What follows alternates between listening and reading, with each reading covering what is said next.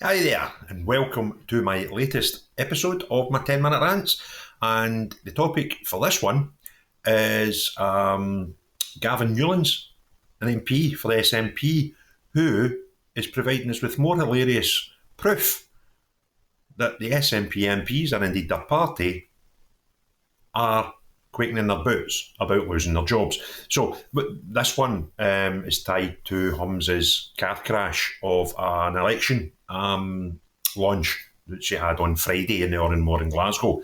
And what happened at it is Humza has been ridiculed because of this, right? What he said is don't count out more launches.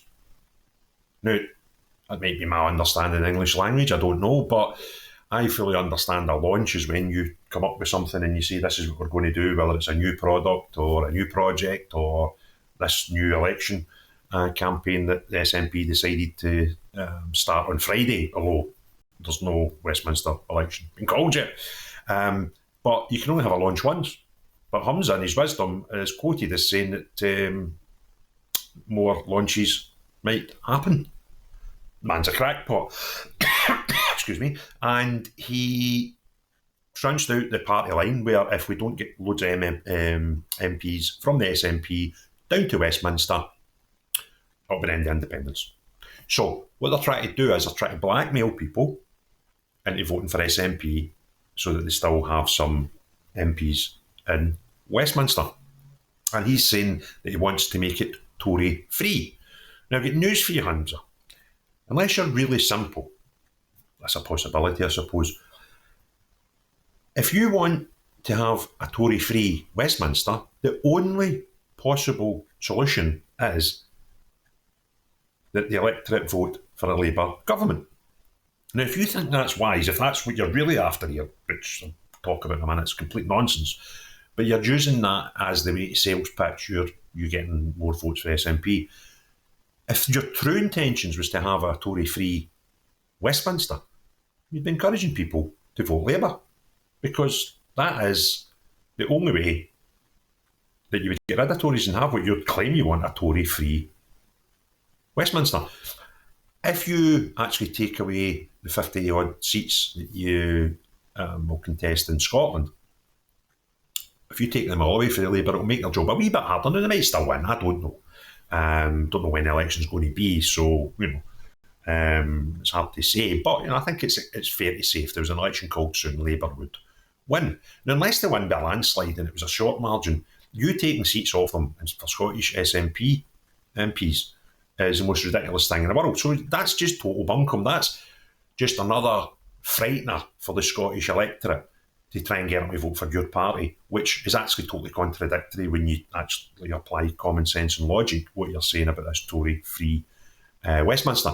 And the other total bunkum thing you're saying is that you've got to vote for SNP MPs or that'll be the end of Westminster. So you're using those two key things there to frighten people into voting for your party.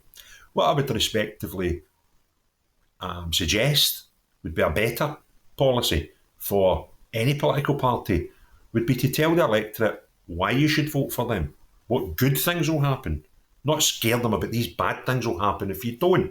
But as a person who's lived their whole working life, their whole adult life, their whole whole life, full stop period, in Scotland, is you cannot tell us anything that your party will do well for Scotland. So what you're going to the polls on is not so far, because we might have another launch, but your launch that you had on Friday is not single word of what you're going to do to make my country, Westminster, or Scotland a better place. You're telling them and trying to scare them into this will happen. If you don't, you'll not get independence and you'll not get a Tory-free Westminster, which is total bunkum. So anyway, you had this totally mocked all over the place, and then comes along Gavin Newlands, who's been an MP for 9 years.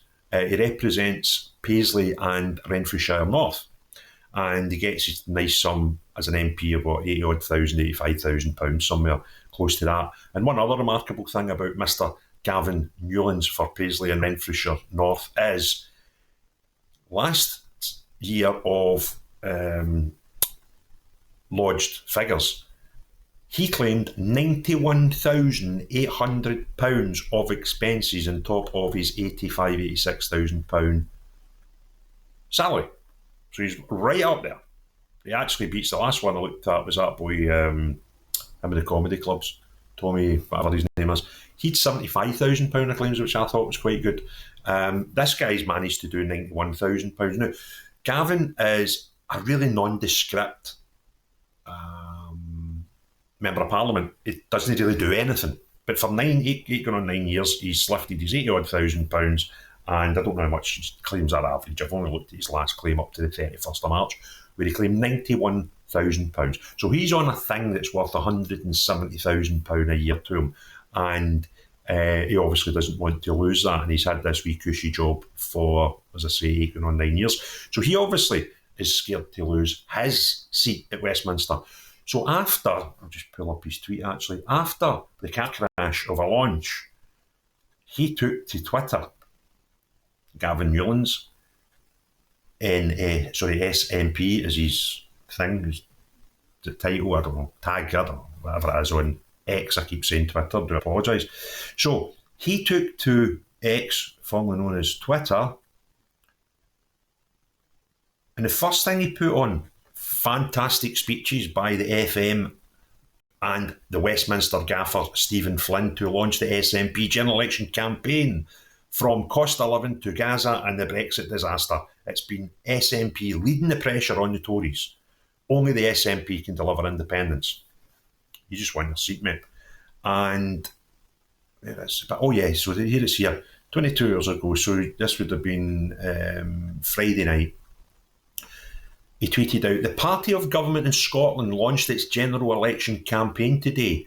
Take a look at BBC Scotland's online coverage. 46 stories listed, and he's got this little video of him scrolling through them all. Not one related to it. I googled it. It listed a BBC article on 2019's campaign launch. The Bracknell News has got more coverage. And what? You're absolutely flatting here. The BBC Scotland have not pandered to you quick enough to try and tell the world what a fantastic person you should be and why you should vote for the SNP party at Westminster. And this, to me, just stinks and reeks of the desperation. Raging. There's a rage king going on here. On bio, his bio's got, obviously, it's got the Palestine flag because, you know, he's a nice, cuddly, woke person that, you know, all these lefties will like, and he's got that, you know, because you've got to have that, haven't you? If you don't have that, you're a racist and you're a unionist and probably right wing if you don't have a Palestine flag on your bio for X, formerly known as Twitter. So that's him. Now, as I say, he's quite a nondescript MP. He doesn't seem to do that much apart from claim £91,000 in taxes on top of his £86,000 wages. But interesting enough, and I was trying to look into him because I've never heard of the guy before, although he's been an MP for 9 years. Last autumn, he was a guy, I remember the story, I just couldn't remember the individual, that went to Westminster and was kicking up a fuss that Scottish football team, national team games were not on terrestrial free-to-view TV. Viaplay had bought the rights. And he was having the right pop there and telling everybody that this was a terrible thing. And he took to Twitter with that as well. And a guy called Roddy Dunlop, who's one of the country's top advocates, he pointed out to him on Twitter when he was having this rant that as an MP showed complete lack of commercial actuality. Because what happens with these games is UEFA sell the rights to televise them. It's nothing to do with the British government. They don't get to decide. UEFA own the rights. UEFA sold the rights, and ITV, from memory, bought the rights to put the English game national teams on. But Scotland, Wales and Northern Ireland all got bought. Top bidder for them was Viaplay, who are a Swedish company, and they put them on their pay-to-view channels.